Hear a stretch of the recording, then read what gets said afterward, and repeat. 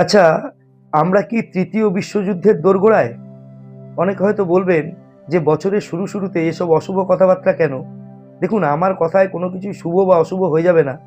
Actually America যেভাবে ভেনেজুয়েলাকে attack করলো এবং ভেনেজুয়েলার প্রেসিডেন্ট এবং তার ওয়াইফকে বিচ্ছিরিভাবে অ্যারেস্ট করে নিল আমেরিকার ডোনাল্ড ট্রাম্প, এই ব্যাপারটা কিন্তু রাষ্ট্রসংঘ বা জাতিপুঞ্জের অন্যান্য অনেক দেশ খুব ভালোভাবে নেয়নি বিষয়টা। কেন, সেখানকারও কিছু সনদ আছে, কিছু নিয়ম আছে। তার পরিপ্রেক্ষিতে অনেকেই কিন্তু বিষয়টা ভালোভাবে নেয়নি।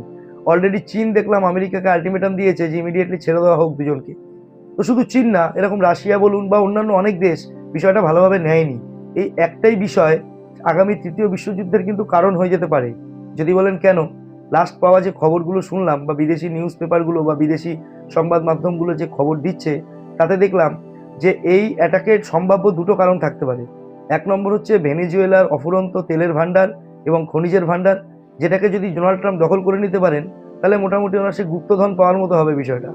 আর একটা হচ্ছে ইলন মাস্ক চাইছেন যে ছলে বলে কৌশলে ওই ইলন মাস্কের যে কোম্পানি আছে স্টারলিংক ইন্টারনেট কোম্পানি, সেই স্টারলিংক ফ্রিতে ভেনেজুয়েলাতে দিয়ে ভেনেজুয়েলাকে বলছেন যে আমি সমস্ত ভেনেজুয়েলাবাসীর পাশে আছি। মানে উনিও চাইছেন ছলে বলে কৌশলে ভেনেজুয়েলাটাকে মানে কোনোভাবে দখল করে নিতে।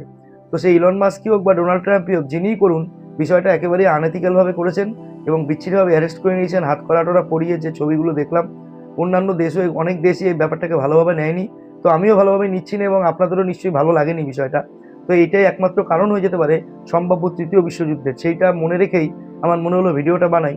এবং আপনি লিখে রাখুন, খুব শিগগিরই আমার সিক্স সেন্স বলছে যে তৃতীয় বিশ্বযুদ্ধের সূত্রপাত হলো বলে।